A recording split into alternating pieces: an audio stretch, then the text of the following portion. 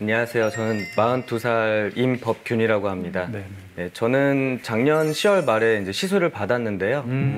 큰 병원으로 갔는데 저 오른쪽 뒤쪽에 동맥에 이제 새끼 손톱만하게 이제 있었던 거예요. 주머니가 생겨가지고 그래서 이제 그걸 시술을 받게 되었습니다. 네. 아니, 그러면 그 원래 혈관이 좋지 않다거나 네. 가족력 이런 게 있으셨어요? 저는 뭐 혈압이나 그런 거 전혀 없었고요. 전혀 그런 증상도 없었는데 저희 그 친가 쪽 어르신 분들이 이제 협심증이 계셨던 분도 계시고 그 혈압은 다들 이제 고혈압이 좀 있으시고 그러시거든요. 네. 그 동맥류가 부모님한테 있을 때 내가 자식이 동맥류가 있을 가능성이 가족성이 있다고 보는 말이 정확한 것 같습니다. 고혈압이 부모님한테 있을 때 내가 고혈압이 있을 가능성이 다른 사람들보다 높듯이 동맥류도 그런 정도 선상에서 봐야 될 것 같습니다. 그런데 말입니다.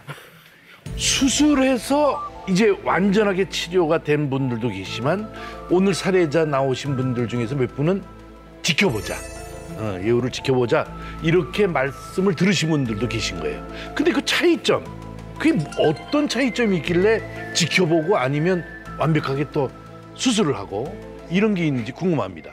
네, 어떤 환자는 치료해야 되고 어떤 환자는 안 할 수도 있고, 네, 그거는 결국은 저울질입니다. 그러니까 예를 들어서 수술을 한다든지 시술을 한다든지 할 때 위험성이 있습니다. 그 위험성이랑 파열 가능성을 저울질해봐서 그 위험성이 시술이나 수술에 따른 위험성이 더 안전하고 하다고 판단할 때는 치료를 하는 거죠. 그렇지만 손댔을 때 이게 손해보는 거다. 그런 거는 놔두고 가게 됩니다.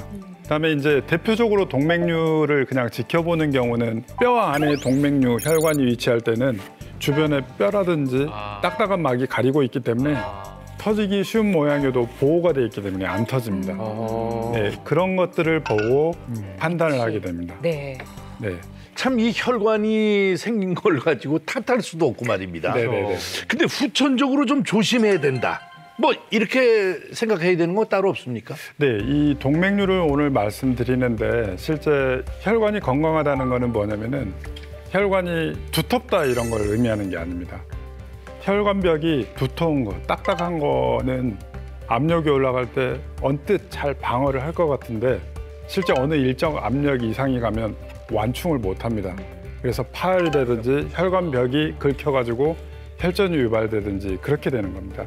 그래서 전체적으로 볼 때 그 동맥 경화되는 상황을 우리가 억제하고 그거에 중점을 둬서 건강 관리를 하는 게 결국은 이런 뇌동맥류나 이런 중풍이라든지 이런 걸 막을 수 있는 거죠.